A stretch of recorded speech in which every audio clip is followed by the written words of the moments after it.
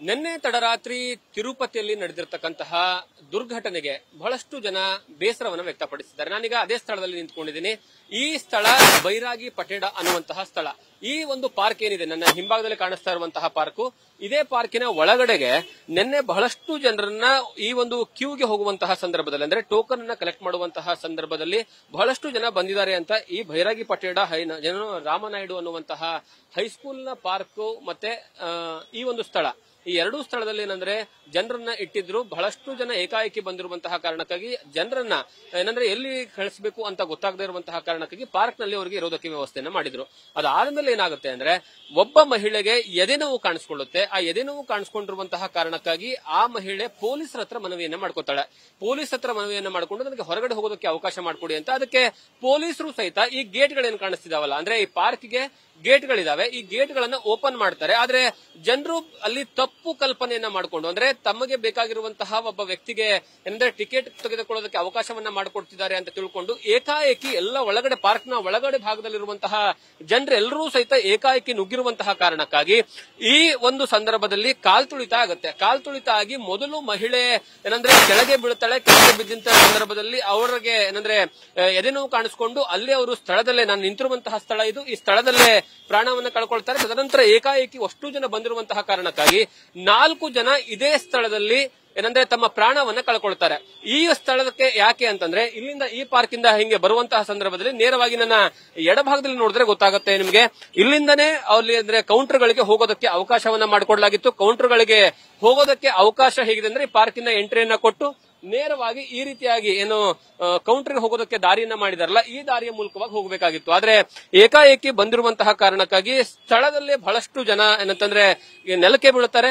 ನೆಲಕ್ಕೆ ಬಿದ್ದು ಅಲ್ಲಿ ತಮ್ಮ ಪ್ರಾಣವನ್ನ ಕಳ್ಕೊಳ್ಬೇಕಾದಂತಹ ಅನಿವಾರ್ಯದ ಪರಿಸ್ಥಿತಿ ನಿರ್ಮಾಣವಾಗುತ್ತೆ. ಮತ್ತೆ ನಿಮ್ಗೆ ಇಲ್ಲಿ ನೋಡಿದ್ರೆ ಗೊತ್ತಾಗುತ್ತೆ, ಇವತ್ತು ಬೆಳಗ್ಗೆಯಿಂದನೂ ಸಹಿತ ಜನರು ಈಗ ಮತ್ತೆ ಟಿಕೆಟ್ ಕೌಂಟರ್ ಹತ್ತ ಬರ್ತಾ ಇದ್ದಾರೆ. ಬೆಳಗ್ಗೆಯಿಂದನೂ ಸಹಿತ ಏನಂದ್ರೆ ಮತ್ತೆ ವೈಕುಂಠ ಏಕಾದಶಿಯ ಕಾರಣಕ್ಕಾಗಿ ಜನರು ನಾಳೆಯಿಂದನೇ ದರ್ಶನವನ್ನ ಪಡ್ಕೊಳ್ಬೇಕು ಅನ್ನುವಂತಹ ಕಾರಣಕ್ಕಾಗಿ ಇವಾಗಲೂ ನೋಡಿ ಎಷ್ಟು ಜನ ಹೋಗ್ತಾ ಇದ್ದಾರೆ. ನಿಮ್ಗೆ ವಿಜುವಲ್ಸ್ ಅಲ್ಲೂ ಸಹಿತ ತೋರಿಸ್ತಾ ಹೋಗ್ತೀನಿ.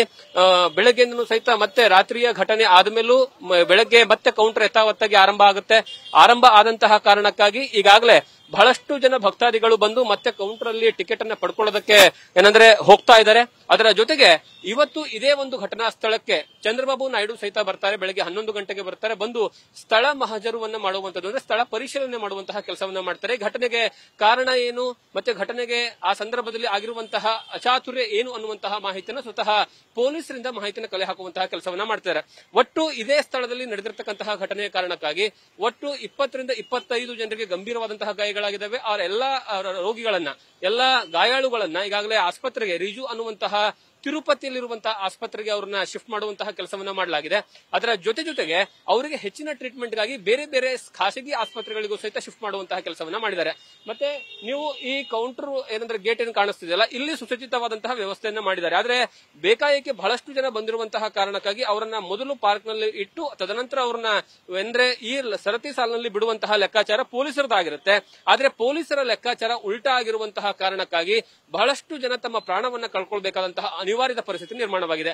ಇದು ಕೇವಲ ಇದು ಒಂದೇ ಸ್ಥಳ ಅಲ್ಲ, ಈ ರೀತಿಯಾಗಿ ಕೌಂಟರ್ಗಳಿರುವಂತದ್ದು. ಇದೇ ರೀತಿಯಾಗಿ ಸುಮಾರು 8 ರಿಂದ 10 ಕಡೆಗೆ ಕೌಂಟರ್ಗಳ ವ್ಯವಸ್ಥೆಯನ್ನ ಮಾಡಲಾಗಿದೆ. ನಾಳೆ ವೈಕುಂಠ ಏಕಾದಶಿ ಇರುವಂತಹ ಕಾರಣಕ್ಕಾಗಿ ಬೆಳಗ್ಗೆ ಏನೋ 4 ರಿಂದ 5 ಗಂಟೆಯ ಸುಮಾರಿಂದನೇ ಅವರಿಗೆ ಅಂದ್ರೆ ಭಕ್ತಾದಿಗಳು ಯಾರೆಲ್ಲ ಟೋಕನ್ ಗಳನ್ನ ತೆಗೆದುಕೊಳ್ತಾರೆ ಅವರಿಗೆ ವೈಕುಂಠ ದ್ವಾರದ ಮೂಲಕವಾಗಿ ತಿರುಪತಿಯ ತಿಮ್ಮಪ್ಪನ ದರ್ಶನವನ್ನ ಮಾಡ್ಕೊಳ್ಳೋದಕ್ಕೆ ವ್ಯವಸ್ಥೆಯನ್ನ ಮಾಡಲಾಗಿತ್ತು. ಮೊದಲ ದಿನವೇ ನಾವು ವೈಕುಂಠ ಬಾಗಿಲಿನ ಮೂಲಕವಾಗಿ ಹೋಗಿ ತಿಮ್ಮಪ್ಪನ ದರ್ಶನವನ್ನ ಮಾಡಬೇಕು ಅನ್ನುವಂತಹ ಕಾರಣಕ್ಕಾಗಿ ಭಕ್ತಾದಿಗಳು ಕೇವಲ ಆಂಧ್ರ ಪ್ರದೇಶ ಮಾತ್ರ ಅಲ್ಲ, ದೇಶದ ಎಲ್ಲಾ ರಾಜ್ಯದ ಎಲ್ಲಾ ಮೂಲೆಯಿಂದಲೂ ಸಹಿತ ಭಕ್ತಾದಿಗಳು ಬರ್ತಾ ಇದ್ದಾರೆ. ಅದರಲ್ಲೂ ಸ್ಪೆಷಲಿ ಈ ದಕ್ಷಿಣ ಭಾರತದ ಏನಂದ್ರೆ ರಾಜ್ಯಗಳೇನಿದಾವೆ ಅಂದ್ರೆ ಆಂಧ್ರ ಪ್ರದೇಶ ಆಗಿರ್ಬೋದು, ತೆಲಂಗಾಣ ಆಗಿರ್ಬೋದು, ಅದರ ಜೊತೆಗೆ ಕರ್ನಾಟಕ, ತಮಿಳುನಾಡು, ಕೇರಳ ಈ ಭಾಗದಿಂದಲೇ ಹೆಚ್ಚಿನ ಪ್ರಮಾಣದಲ್ಲಿ ಭಕ್ತಾದಿಗಳು ಈ ಭಾಗಕ್ಕೆ ಬರ್ತಾ ಇದ್ರು. ಹಾಗಾಗಿ ಏಕಾಏಕಿ ನುಗ್ಗಿರುವಂತಹ ಕಾರಣಕ್ಕಾಗಿ ಈ ರೀತಿಯಾದಂತಹ ಘಟನೆ ನಡೆದಿದೆ. ಮತ್ತೆ ನಿಮ್ಗೆ ವಿಜುವಲ್ಸ್ ಅಲ್ಲಿ ತೋರಿಸ್ತೀನಿ. ನಿಮ್ಗೆ ಮುಂದೆ ನೋಡಿದ್ರೆ ಗೊತ್ತಾಗುತ್ತೆ, ಬ್ಯಾರಿಕೇಡ್ ಗಳನ್ನ ಹಾಕಿದ್ರು. ಅಂದ್ರೆ ಪಕ್ಕದಲ್ಲೇ ರಸ್ತೆ ಇದೆ. ರಸ್ತೆಯಲ್ಲಿ ಬಹಳಷ್ಟು ಜನ ಏನಂದ್ರೆ ವಾಹನಗಳನ್ನ ಚಲಾಯಿಸುವಂತಹ ಕಾರಣಕ್ಕಾಗಿ ಅಲ್ಲಿ ಯಾವುದೇ ಕಾರಣಕ್ಕೂ ಸಹಿತ ಟ್ರಾಫಿಕ್ಗೂ ತೊಂದರೆ ಆಗಬಾರದು ಅನ್ನುವಂತಹ ಹಿನ್ನೆಲೆಯಲ್ಲಿ ಈ ಬ್ಯಾರಿಕೇಡ್ ಗಳನ್ನ ಹಾಕಲಾಗಿತ್ತು. ಆದ್ರೆ ಏಕಾಏಕಿ ನುಗ್ಗಿರುವಂತಹ ಕಾರಣಕ್ಕಾಗಿ ದೊಡ್ಡ ಮಟ್ಟದಲ್ಲಿ ಅಚಾತುರ್ಯ ನಡೆದಿದೆ. ಮತ್ತೆ ನಿಮ್ಗೆ ಇನ್ನೊಂದು ಇಂಟ್ರೆಸ್ಟಿಂಗ್ ವಿಚಾರವನ್ನ ತೋರಿಸ್ತಾ ಹೋಗ್ತೀನಿ. ನಿಮ್ಗೆ ಈ ಗೇಟ್ ಏನಿದೆ ಅಂದ್ರೆ ಪಾರ್ಕಿನ ಗೇಟ್ ಏನಿದೆ, ಪಾರ್ಕಿನ ಗೇಟು ಏಕಾಏಕಿ ದೊಡ್ಡ ಪ್ರಮಾಣದಲ್ಲಿ ಬಿಡುವಂತಹ ಅಂದ್ರೆ ಕೆಲಸ ಏನಕ್ಕಾಯ್ತು ಅಂದ್ರೆ ಇಲ್ಲೊಂದು ಚಿಕ್ಕ ಗೇಟ್ ಇದೆ. ಈ ಚಿಕ್ಕ ಗೇಟ್ ಅನ್ನ ಓಪನ್ ಮಾಡಬೇಕು ಅನ್ನುವಂತಹ ಲೆಕ್ಕಾಚಾರದಲ್ಲಿ ಪೊಲೀಸರಿದ್ರು. ಆದ್ರೆ ಈ ಒಂದು ಲಾಕ್ ಆ ಸಂದರ್ಭದಲ್ಲಿ ತೆಗೆಯೋದಕ್ಕೆ ಆಗದೇ ಇರುವಂತಹ ಕಾರಣಕ್ಕಾಗಿ ಈ ಒಂದು ಚಿಕ್ಕದಾದಂತಹ ಬಾಗಿಲನ್ನ ತೆಗೆದಿದ್ರೆ ಇಷ್ಟೊಂದು ದೊಡ್ಡ ಮಟ್ಟದಲ್ಲಿ ಯಾವುದೇ ಕಾರಣಕ್ಕೂ ತೊಂದರೆ ಆಗ್ತಾ ಇರಲಿಲ್ಲ ಅನ್ನುವಂಥದ್ದು ಸ್ಥಳೀಯರ ಮಾತು. ಹಾಗಾಗಿ ಈ ಒಂದು ಅಚಾತುರ್ಯದಿಂದನೇ ಇಷ್ಟೊಂದು ದೊಡ್ಡದಾದಂತಹ ಅನಾಹುತಕ್ಕೆ ಕಾರಣ ಆಯಿತು ಅಂತ ಹೇಳಲಾಗ್ತಾ ಇರುವಂತದ್ದು.